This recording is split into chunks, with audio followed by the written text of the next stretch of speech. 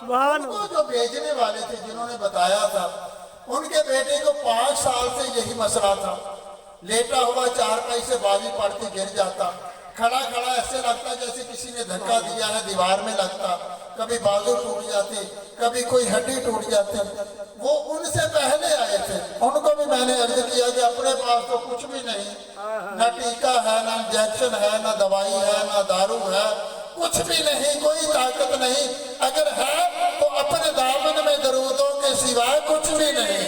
सुभान लेके महशर में यही हुस्ने अमल जाएंगे, अपने घर रोज दरूदों की सजाओ महफिल, देखते ही देखते हालात बदल जाएंगे। ये शेर सुना, ये कार्ड लिया दरूदो सलाम वाला, आगे मैंने भी कागज काले कर दिए, कितनी दूर से आए हैं, ये ना कहें कि हमारी बात नहीं सुनी।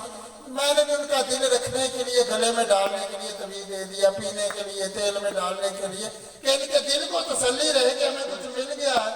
ना दो तो फिर लोग अमल नहीं करते।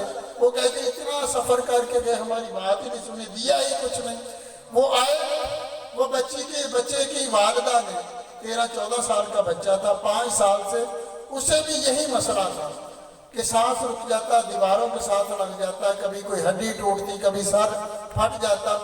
वो जब एक बार आए, पढ़ते रहे, दूसरे दिन पढ़ा, तीसरे दिन, 7 दिन दरूदो सलाम